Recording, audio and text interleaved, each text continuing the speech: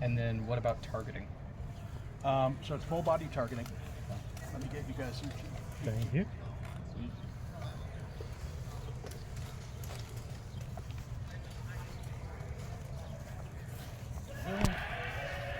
Go. Go. So yeah, full body targeting. And what's fun is it's targeting with the constraints of the armor in mind, right? So you can't cut through mail or like heavy padding. You can't cut through hardened leather, but you can thrust through mail and heavy padding. You can't cut through plate, you can't thrust through plate. So you have to really start picking your targets intelligently. Yeah. Not exposing yourself to a grapple as you're throwing it, which is a big game changer, because as soon as you come in, if that technique fails, they're gonna chuck you. Yeah. Right, or attempt to. Yeah. And tie those. So basically, it's intelligent fighting. It's So I laced that kind of weird where it's very active, which is nice. the laces right next to each other. That From goes, a it power skips one. generation standpoint, Cool, you can kind of we're use looking one for and blows connect with structure. it. Okay. So So like throwing one-handed longsword thrusts. not going to be good. Whatever so- works best. Yeah. I just have them there in case one snaps. I'm only going to tie one of them. That's fine. So I do.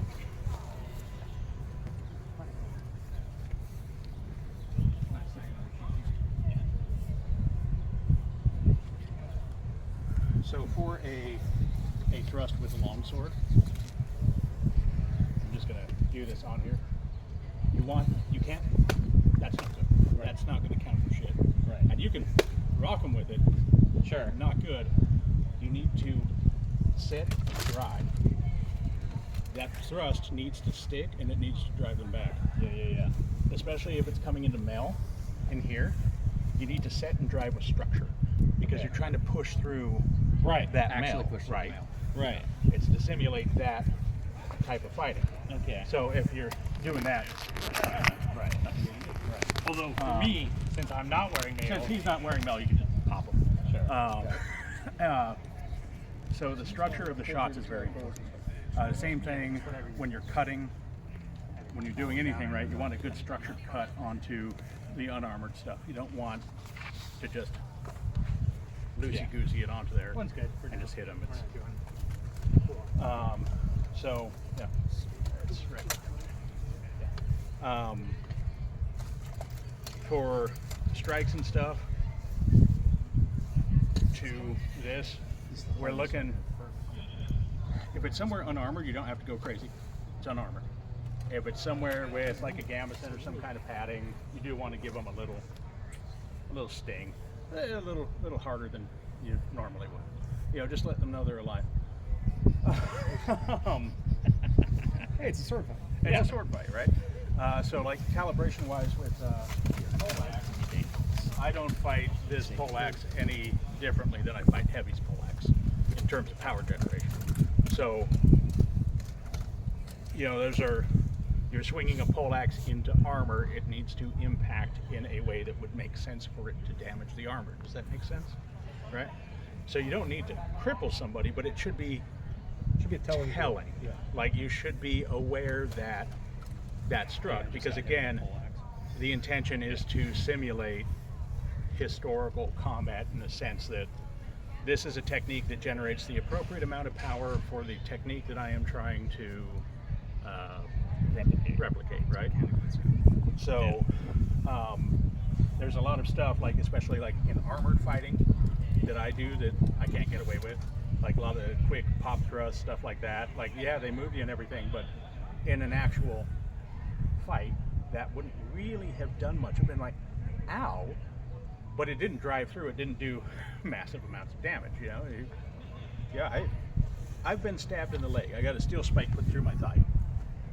Pulled it out, walked fine. No limp, no fighting from the knees. It's amazing how much damage the body can sustain, especially in moments of high adrenaline and high altitude and that. So bearing that in mind, like we're not out here trying to cripple each other, but we are trying to put historical techniques into practice in as safe a way as we can with those items. The big intention is to bridge a gap between the SCA and HEMA clubs. Right. There's a lot of HEMA clubs that do Harnischfechten. There's Chris Vivo's group out in Burbank. There's the Chivalry Today guys. There's tons of people up north. They're all scattered all over the place, but all of them only have like maybe 4 or 5 guys. All right. But if we can provide a venue where those HEMA practitioners can come and experience the SCA and also have enough to do a deed of arms for Harnischfechten or for whatever, then we're expanding our community and we're being good ambassadors in the overall historical martial arts community, which is one of the big reasons for bringing it into the SCA is providing that venue that people can use. I'm like, hey, we've got space, we've got insurance, we've got all that stuff. You bring your guys, we bring our guys. Come play. The way the tournaments are set up, like the Harnischfechten deeds, is there is not a winner. Like the people from the 2 sides pick a first among equals from either side. They get together and talk about it, and you name who did the best. It's very high medieval in that way, where it's like, okay, let's compete. Let's see what you've got. Let's see what we've learned, and let's grow and continue to learn. Focus on historical armor. Focus on historical techniques. You know, you put the. I'm not a big Fiore dude. Is there armored Fiore? Okay, good. I thought so. I just wanted to make sure. There's armored Fiore. I'm a Lichtenauer dude. I know there's armored Lichtenauer. So, but like stuff from Mayer Works, stuff from Meyer Works, stuff from Talhofer Works. Bring that shit in there. I read a lot of Lejeune de Hache because I do a lot of poleaxe fighting. It's a Burgundian poleaxe manual. It's fantastic. It's, how many ways can I club you with this fucking thing? That's subtitled with Sassy Books. It's really interesting. The philosophy behind it is fun. But yeah, that's kind of the intention of the program, is to foster more historically accurate martial arts amongst a wider community of practitioners. All right? As far as equipment for getting started, if you got cut and thrust gear, you're good to go for the. You should have more, but our cut and thrust minimums are very minimum.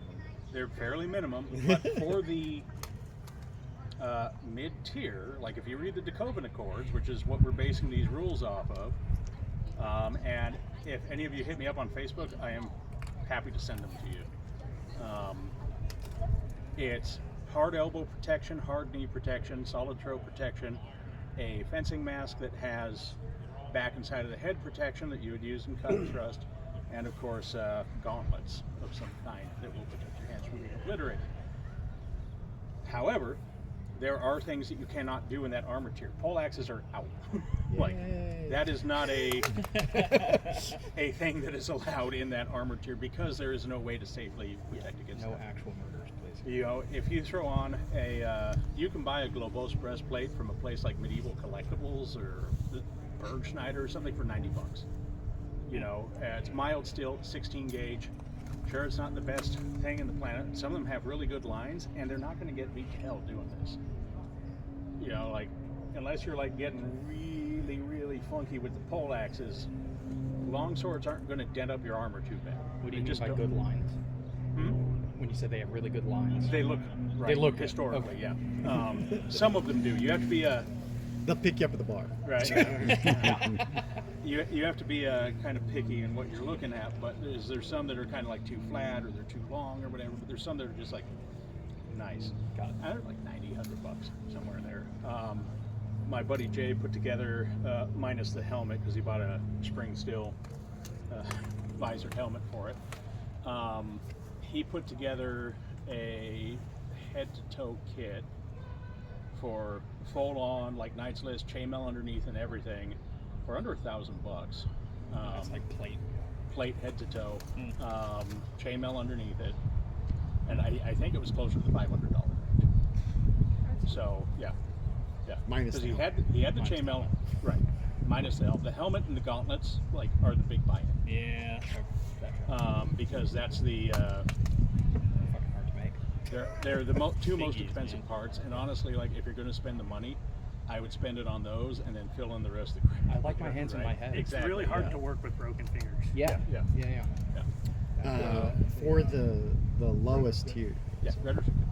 For the lowest tier, how do you feel about like the Black Knights from HF Armory, the plastic? That'd be fine. Yeah, because it's not a because you're fighting unarmored, you don't need the same power generation that you would see in the fully armed, right? So my kind of rule of thumb is if you would wear it in a HEMA tournament, Right. it would be Not necessarily fine. cut and thrust, but Not necessarily cut and thrust, but for a HEMA tournament, because the swords in this tend to be a little heavier. So you do want a little more protection than a padded glove, right? You would want something a little. and we're working towards armor, Yes. right? So, and I'm sorry if I'm derailing. No. I'm just No, trying this to like. is an informational session. Yeah. My big Yeah. question is, what would you say, if there is one, the difference between like cut and thrust longsword and unarmored harness, right? That unarmored Right. tier. The essentially the Blossfechten tier, the unarmored Right. fighting, is really the difference you would see is power generation, right? Like HEMA practitioners tend to hit a little more stoutly than SCA cut and thrust tend to hit. In some cases, they tend to hit a lot more stoutly, depending on the tournament and school that we're talking about. So, bearing in mind that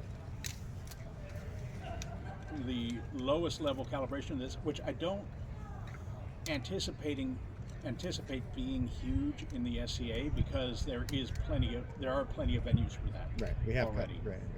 We have. But keep in mind that if you are doing Blossfechten with practitioners from those schools, the power generation coming from them may be a little higher than you're generally used to fighting. So just keep that kind of in mind. Like if they're coming in, like it's a different culture, right? It's a different culture than practitioner. For better or worse, like I'm not saying it's a bad thing or good thing, but like they do tend to hit a little harder than you would see here. So once you're getting into armored stuff,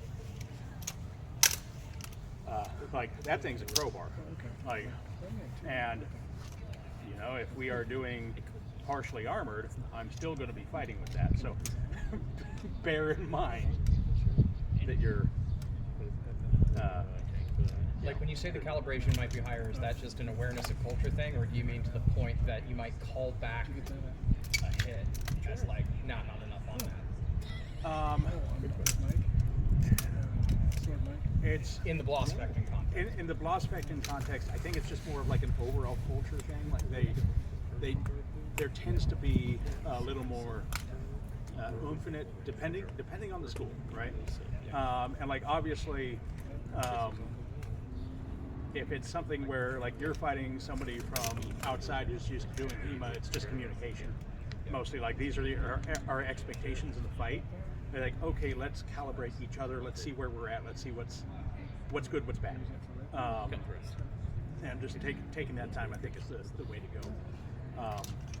But bearing that in mind, because I know that I have found myself in some cases ramping up when I should, like when I shouldn't, I should say.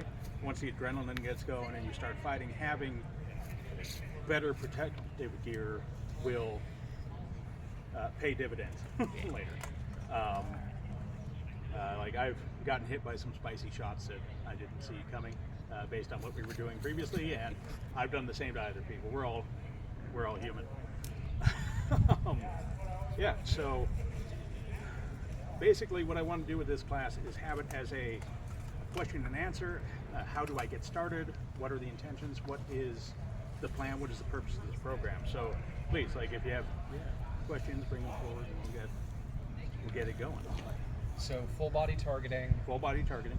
blows with structure count. Correct, yeah. Does that follow for Blossfechten as well? It does, yes. Okay. Yes.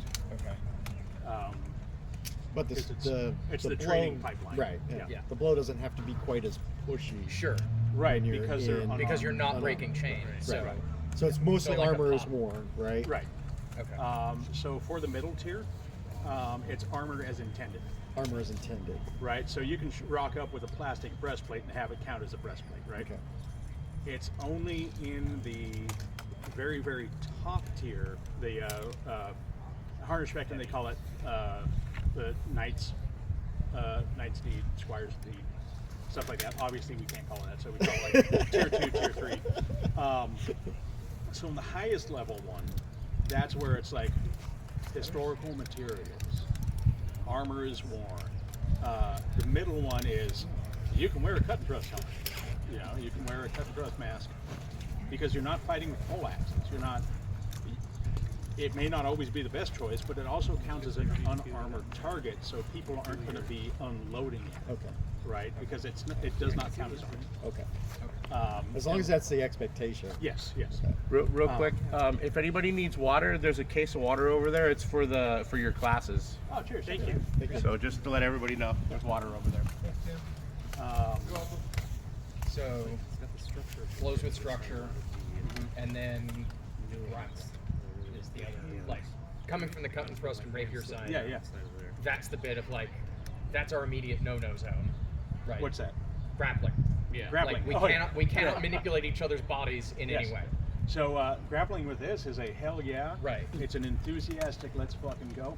However, it's also situational depending on the fight. You and your opponent will agree whether or not to grapple before you fight. Okay. And to what extent you Yeah, choose to that grapple. was going to be my question. If someone's uncomfortable with grappling, they'll just be like, hey, can we not? And it's honestly like that with every weapon style. If people aren't comfortable fighting against a pole axe, just say, hey, I'm not comfortable fighting against those, or I'm not comfortable with Morch logs, or all that. And we'll be like, okay, we're not going to use them. It's fine. There's It seems like overall there's a lot more discussion. a lot more discussion. Yeah. It's not like we're going to fight and I'm bringing what I'm bringing and you can eat it. It's it tends to be matched weapons.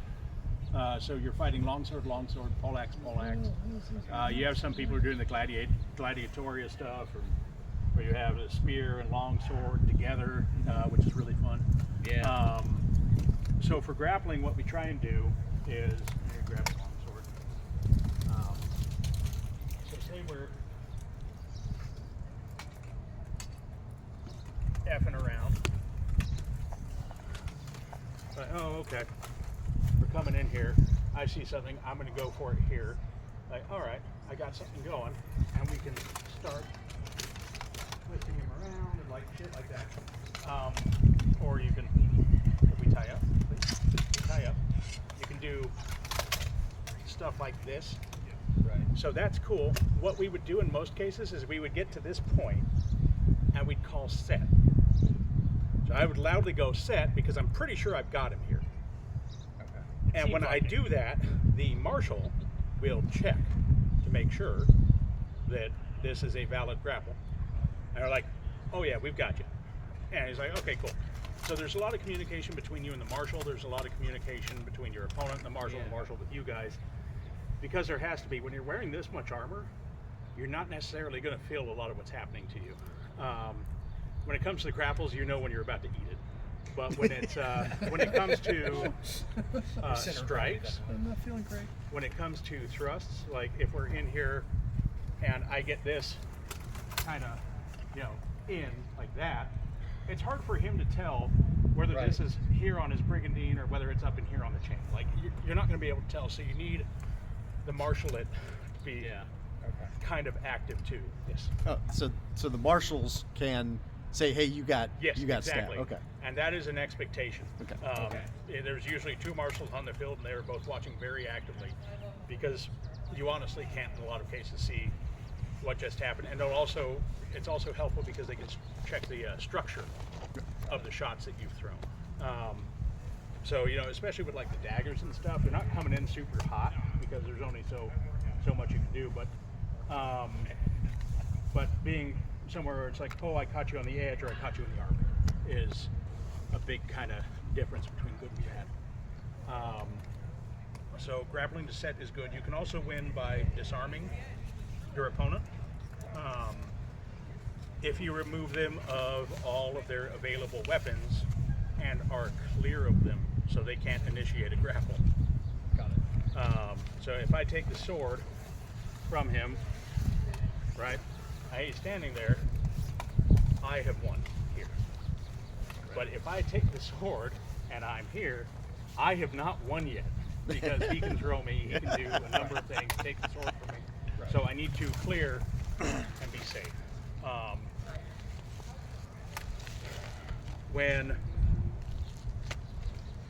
the other way you can win is showing somebody the gate, which is removing them from the field.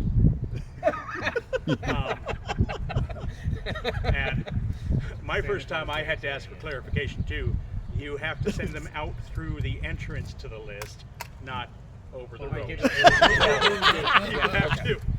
That is a Thank you. very Necessary. important distinction. Yeah. Necessary. No turnbuckles. Because I hit a field, I was like, so I can throw someone out of the field? They're like, no, you have to maneuver them out of the opening. I'm heartbroken.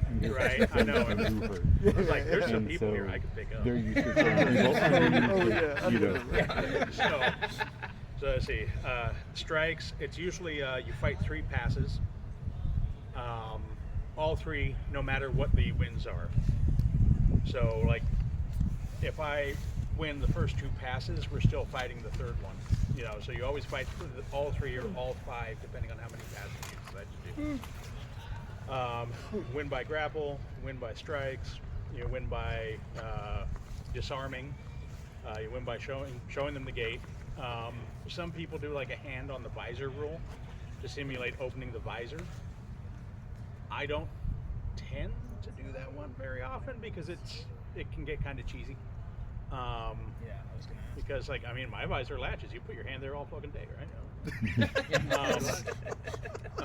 We kind of figured this one out in period. That somebody was trying to open their helmet. There's a little zip tie in there. like, obviously the Mordschlag to the head is a big victory condition if you get that pommel strike. You have to be ungodly careful throwing those. I put a oh no, with the crowbar. You'll see there's a flat spot right here. That's from somebody's helmet. They got a little kiss in the helmet. Oh, it's from Jay's helmet. Is it Jay's? Yeah, I was gonna yeah. say, is that Jay's? And Does his helmet have a flat spot? it certainly does. His brain does. So does his brain now. So does his brain. It's really screwed right there. Allegedly. So basically, there's a couple things you can do with that. Like, you gotta be smart about it, right? Like, a lot of people go to throw these things and they just go like this. They're like, oh, there's a Mordschlag coming. Like, oh no, here it comes. You can block that. But what you do is you tie up, right? So they're fencing, and I wait for him to push, then do that. And it just does it for you, right? Yeah. You actually have to slow it down. And when you use those fun techniques, you're just kind of catching it and guiding it. You do not need to put any mustard on that as it's coming in because it's a mace. Like it's going to do its job. I hit Jay that hard because he's my best friend, and that's what you do to your friends. And you put And a they dent in deserve their 12 gauge hardened steel helmet. But yeah, so you have to be careful with that kind of thing. And obviously that is a technique where you can decide not to do right? it. Right? So When Guillaume does these, he doesn't like doing Mordschlags with any weapons with steel pommels. He has aluminum swords that have nylon pommels that he'll use. And that's valid, that's fair. I don't think it's necessary, and I fought some of his students with steel pommels doing them, and Shannon initiated it, that's all I'm saying. He went for it first, I was like, look, all right, let's go.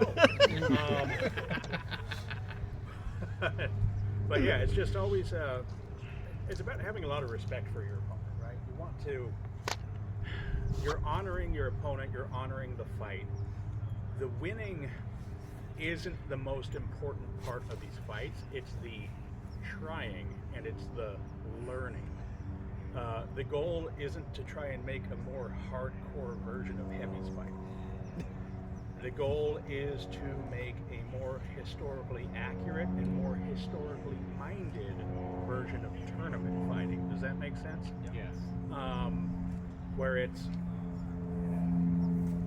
okay, we are fighting, I have won, but that doesn't mean I am going to win the tournament. That means I have bested you in these fights, but I was, impressed with how well you fought. I'm impressed with how you carried yourself. I'm impressed with the techniques that you were applying.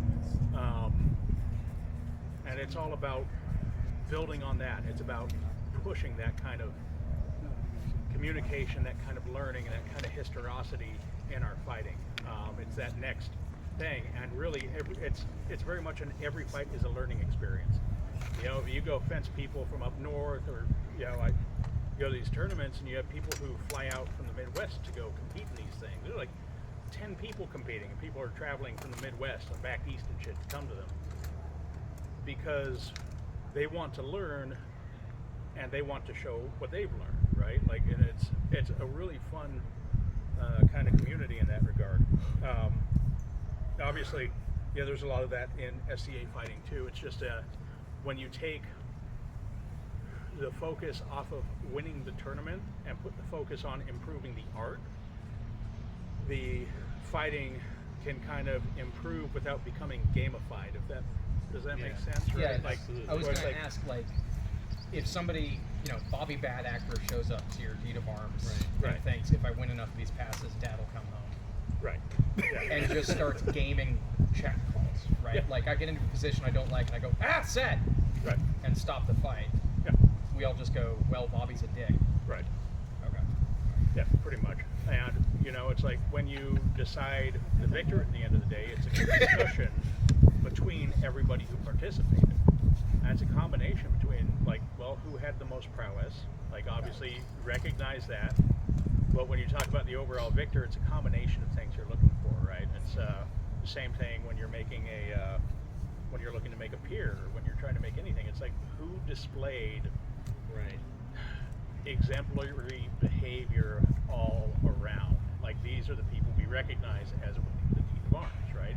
It's yes, they might not have won every pass, but they looked the best, they had the best technique, they worked hard, they had a great fucking attitude the entire time. That's the overall thing, right? This isn't a tooting my horn moment. The last 8 or 9, however long, Harnischfechten deed of arms I've participated in, I've had the most points. I have won once, in terms of, and it's not winning, but I've been recognized as the first among equals once. In all of those times, is they're oh no, it's just Jethro, he's gonna run out here and smack me with a fucking poleaxe. Alright, cool. But, when you have somebody who's hey, I've gone out here, Patrick Nelway, he's I've been working really, really hard on interpreting this fecht book. Let's fight with an encronch and a spear and longsword, and let's make it effective in this goofy fashion. And that dude's a fucking monster, and he's just doing all this really cool shit. I was okay, I know how I need to fight to win, but that's not necessarily how you fight to win this. It's how you fight to win this is to inspire and to learn and to grow and to become a better overall fighter and to lift up those other fighters around you and kind of succeed. So, cool. What is wrestling beyond martial 5 counts? If the marshals think that you're just tugging around at each other and nothing's really happening, they can break you out. Talk about my social life. Ouch. Oh. Yeah, that's awkward. Just not supposed to do it in the list. Right, yeah. Right. That's for afterwards. It's in the shower. What's the links? Armor's hot. I mean, it's hot. So the Lynx Accord, it's like the Decoven Accord. Right. It's just it's a very similar set of rules. It was just, Is that the Turlock rules? no, Turlock uses Decoven. Use it to cover. It's just set up by a different group of schools that are more back east. DeKalb tends to be more West Coast and Midwest, and then Lynx is kind It's of East Coast. southeast, right? Isn't that? Yeah. Is that the Lynx Sergeant? I think so. Yeah. Lynx That's are, yeah. John Epler. Yeah. Yeah. They're very, very similar. There's not. Yeah. There's very like minor differences, and like in the SCA, the East Coast guys tend to be using the Lynx Accord, and the West Coast guys tend to be using the Coben, but they're pretty compatible. It's just minor differences of what counts for what in terms of armor.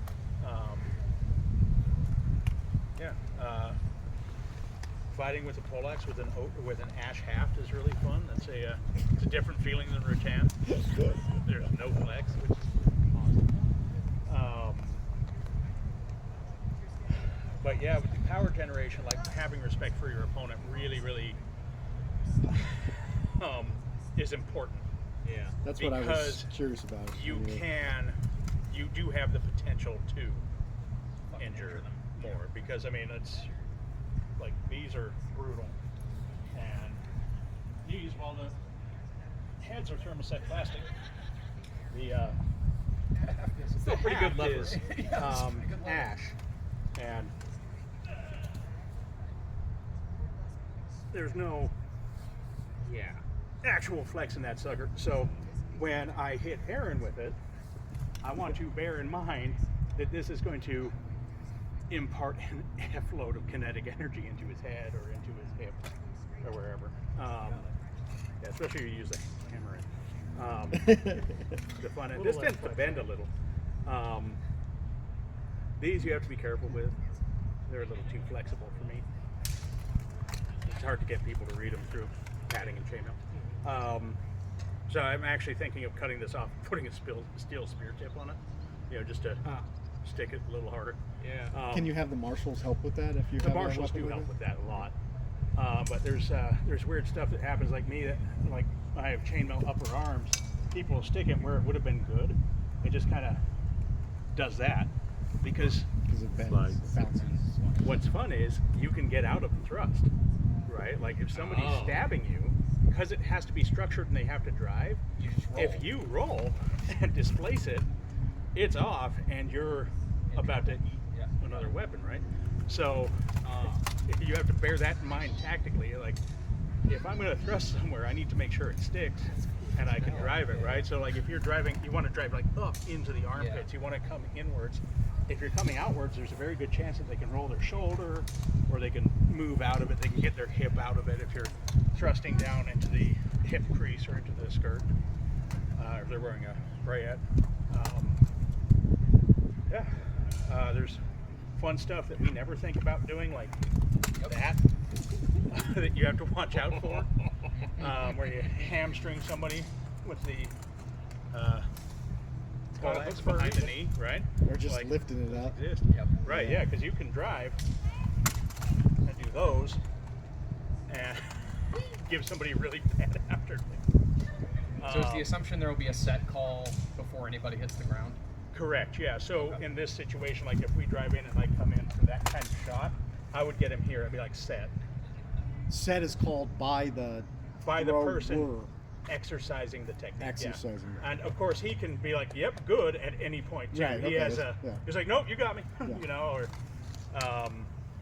that being said, you do sometimes land on the ground. It's just one of the risks of It's always a possibility. having grappling. There is always a possibility, and if that starts going, it's your responsibility as a person that threw them to help them down in a way that they're not going to get injured.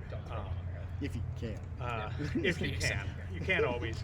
I've landed on top of EO more than once because he did that to me, and with all the armor on and a visored helmet, I can't see what he's doing. I thought he was grabbing me for the throw, so I grabbed him and just threw him. As I grabbed him and threw him, he didn't let go of my leg, so I threw my leg with him, and he went down, and I landed on top of him in a heap, and there's a lot of like, dude, are you okay? He's like, well, I was hooking you with my poleaxe. I was like, oh shit, sorry, man. Like I had no idea. But that's where like all the Marshals can help with that. It does happen very fast sometimes, so you don't really have time. Because like, oh, you're not throwing me, and it's like, in your head it takes forever, but in reality it's like that. So say you get one of those pull-axe spikes in Mhm. here. Is the rapier style, we'd go, did you feel that? And then a marshal might weigh in and say, I saw something. Could a marshal even initiate that Yes. conversation? Yes, marshal Okay. can initiate that. Got it. If it is active marshal. Right. Got it. Right. Right. If I know he got me, Assistant. I'm gonna call it. Right. Assistive marshal. Assistive marshaling. Because Okay. the marshals are watching, and like a lot of them will be like, oh yeah, that's good right there. So like they you might got good call structure hold, and- there was a hit. And Okay. then they could be like, no, or they can be like, no, but they're acknowledging a hit that they might not have noticed or seen or felt in the right spot. Sure. Okay. Yeah, and the folks from Chivalry today are really, really good about actively watching that. I'm not so much. I'm like, if you had questions, you probably stab them harder. I don't know. But like, Know your strengths. but, well, I come from very much from marshaling SEA fights where a lot more of the onus is on the fighters. Got it. Right. Yeah. So switching the headspace back and forth can be a little rough sometimes. But yeah, just being there, like if you see somebody get like hit here where it's unarmored and they don't say anything, be like, oh, hey, did you feel that strike to your arm? They're like, oh, sorry, yeah, it happens. Especially the heat of the moment where it's something that doesn't count as being armored. If he has no chainmail there, that's good. It doesn't need to be super hard. Same thing with the cut there. So you might not realize that was a thrust. You might think it was incidental. It could have been, the hammerhead coming by or something and getting, so having those second and third sets of eyes watching the fight is very beneficial in a lot of cases. It is not a slight to anybody's honor to have that conversation. No, it's not. And It's appreciated. right, because like I said, like we all want to succeed, but we also want to see our opponent succeed as well.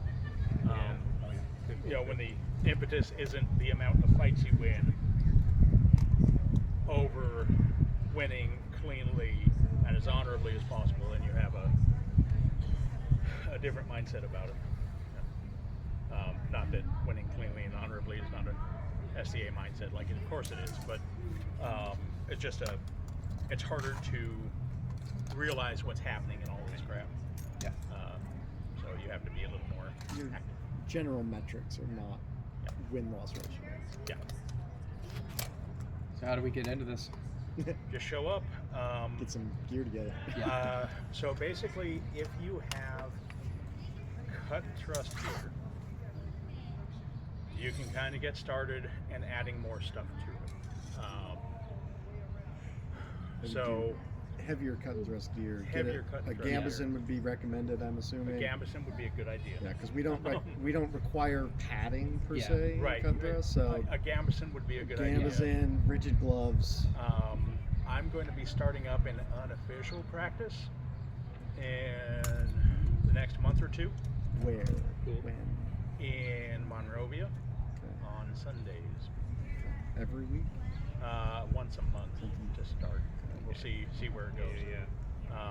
See where it goes, see how it grows, and then we'll kind of figure it out from there. There was a conversation about doing some gloss training Mhm. with kind of cut and thrust-esque gloss training as well. Yes.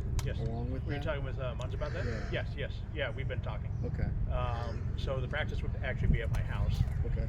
Don't worry, I have waivers.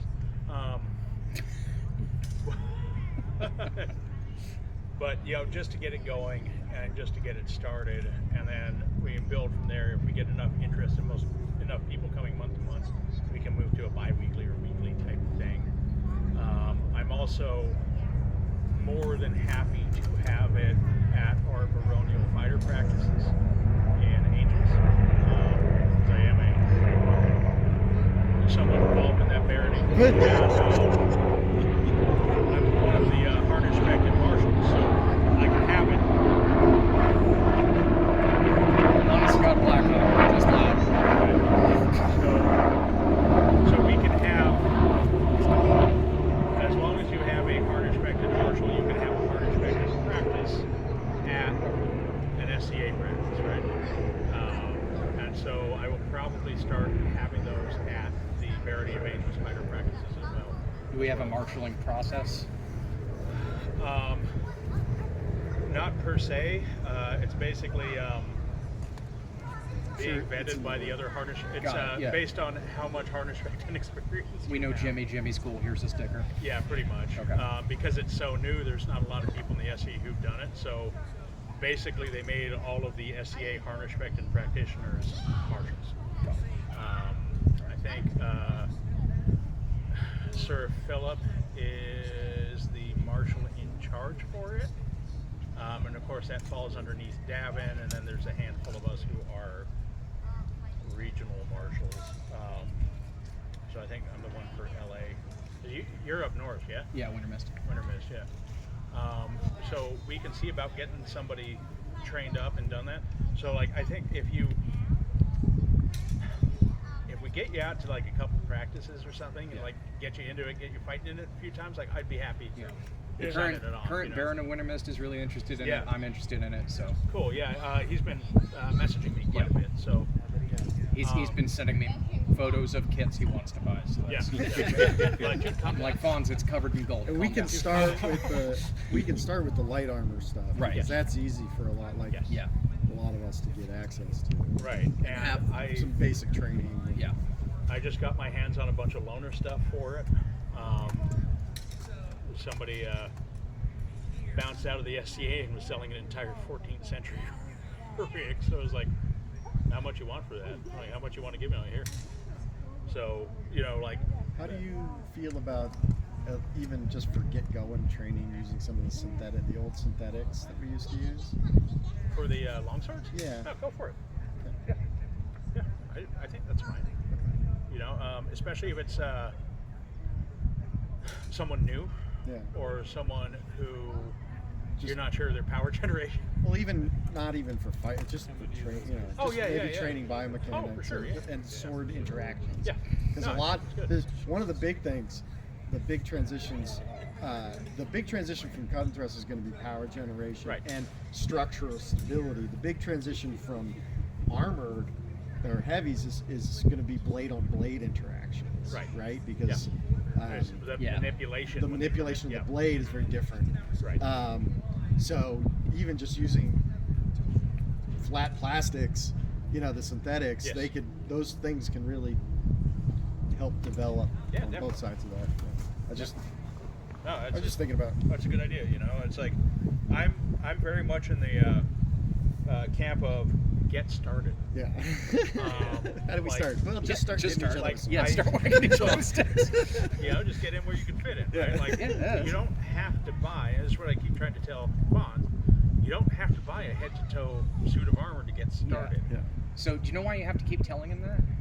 Because he he's really excited. wants. He just wants. Tell him you have Right. to. Realistically, he has no Right. real interest in actually Yeah. fighting. He just wants Yeah. to buy The just drip. wants to It's buy about the outfit. drip. about the drip. Right, and he wants to use it for heavies too. I'm like, don't buy gambesons from Eastern Europeans. You live in fucking Bakersfield, dude. You will die. Like those things are like 2 inches thick. Like, do not purchase Eastern European gambesons. Like, As a person with a Slavic persona, believe me, I picked the wrong right, yeah, region of the world to represent out here. yeah. So, like, Hey, now, Mongolia. One of us wearing wool and silk. Does the helmet have to have a closed face? yes. So for Obviously not a grill, but right, so for helmets, the kind of so rule like of flat thumb. visor on Destiny, How big's the eyes? Salary County. So basically, there's a lot of back and forth on that. for a bird one to go through. Right. There's a lot of back and forth on that we're working on right now, which is why I have been thinking about posting an unofficial practice to start off with. Is right. Can you fit this blunt through this eye slot? If the answer is no, I'm going to say okay. So if your eye slot is 3/8 of an inch, like smaller than 3/8 of an inch, that's okay. Now, the East Coast guys want to fight with unblunted swords. They want to fight with, untipped swords. I Right. should say. And so they will go through that, and so they are using. Well, not sharp, not pointed, but Right. but Spatulated, spatulated. but- Yeah, points, yeah. So they're using and pushing for a 1/4 by 1/2 inch bar cannot fit through the ice line. If it can, you have to put perf plate behind it. You know who Kyle that Lamb fucking is? Sucks, huh? Kyle Lamb? Yeah. Okay. You've heard the saying that he has about rifle muzzles? The only difference between a bayonet and a rifle muzzle is motivation. That's Yeah, that's. Oh, it's spatulated. Cool. I've seen a human being drive a rifle through a human head. So, like, I definitely prefer having tips on them, just as an extra safety precaution. So until that gets hammered out, we've been working on stuff. How does your edge relate? Does that matter at all? The edge width relating to your? Because that's not. now? Because like I can CAs. drive this straight across, but chances are it won't do that too much damage to it. Might cut this bridge, but I mean the chances of it coming straight across. is- Straight in that specific Right. horizontal Oh, line with your fucking head slim, not yeah. turned a little bit. Yeah. It'd be like, yeah, eating. I would think the SCA with the That might be my only liability chance conscious against of you. corporate. Get it in that wedge. Yeah, so we're working on some solutions. Like my buddy Jay welded some perf plate into his visor to make it legal. You can wear perf plate visors. Like if you have a cut and thrust helmet with a steel perf visor, that's more than acceptable. That's more than fine. Is there like a Newton rating? No, Okay. I would use a For- 600 or greater Newton rating. Sure, right, but You talking about for perf plate? Yeah. They don't rate that in newtons, do they? They just that- rate that that was in gonna be my gauge, question. In thickness of metal. Oh yeah. It'd be a gauge Well, in metal size, Yeah, right? if And the you're using like a HEMA mask, I would stick with like a beefy HEMA mask, yeah. right? Like, Well, all the meshes, most of the Yeah. meshes are the same. yeah. The only Okay. ratings you get are the bib. Or the- for the bib. Yeah, the bib. Okay. Yeah. But yeah, like a lot of perf plate is, 16 to 12 gauge, depending on what you're doing. What's his name? Brian Thornburg, the Archaeo Studio guys. He sells exchange visors from bassinets. You can just swap it out with a perf one that's just pierced. We do count those as open face though. For this, because you get a massive sight and vision, or vision and breathing advantage. So welding perf plate into the helmet is a good go. Wearing a helmet with a perf plate visor is more than acceptable. Starting off, a cut and thrust legal helmet visor is fine, or hood and face mask is fine. Is there a It's hard to vendor make a list single anywhere? leather. What's that? Is there a vendor list anywhere? No, not really. I'm working on something like that because I've had a lot of people ask. I'm like, I don't know, look around, man. Yeah, but I keep finding fucking Eastern Europeans, so. So they're fine for the armor parts as long as it's like a trusted thing. Just don't buy fucking gambesons from them. They're Got it. added. I thought that's where Guillaume gets his gifts. And not anymore. He just buys Historic Enterprises stuff now. Oh, yeah? And like honestly, the more armor you wear, the less gambesons you need. You don't need to pad underneath that too much. Like it's solid plate. Like it's fine. It'll be fine. Like this is 2 layers of linen. Exactly, yeah. Just keeps it from abrading. We are trying to get, and I think we're pretty well on the way. They make goggles, sunglasses, essentially, out of fencing masked mesh. And we are trying to get those approved. They're like fucking 15, 20 bucks on Amazon, and we've punch tested them. They're fine. Like, we're trying to get those approved as a secondary line of protection if you have a visored helmet that is close, wearing those underneath, with the caveat that you will have to dump them after if they get hit. They're a one-use type thing. That makes There's sense. an emergency backup. But that way it would not disposable if they somehow get hit by a sword, right? It's an airbag. It's Yeah, exactly it's right. okay. Yeah. It's a It's like motorcycle helmet. Yeah. It's a perf plate mounted on glass frames, and like obviously repeated hits will probably dent it in. And Is it a rip on perf there. plate or fencing mesh? It's a perf plate. It's just a Okay. thin perf plate. Is that from Horsepill? Uh, You sent me a link. Did you have the link? yeah, yeah. I just bought them off Amazon. Oh. Yeah. Oh. Yeah, Okay. Send me a link. yeah. And then we punch tested them at Great Western, because I was like, I'm trying to find solutions to make it more accessible without either buying new helmets or making fairly expensive helmet modifications to pre-existing helmets. Is that the hard part is a lot of helmets, like my helmet that I use, I can't put perf plate in because it's a visored helmet, but the visor, so mine essentially it doesn't have this brow plate, so the eye slot is made of the gap between the helmet bowl and the visor. Right. So there's no hard reinforced to attach something to the top of, right? Right, because it has to be on the side. Exactly. So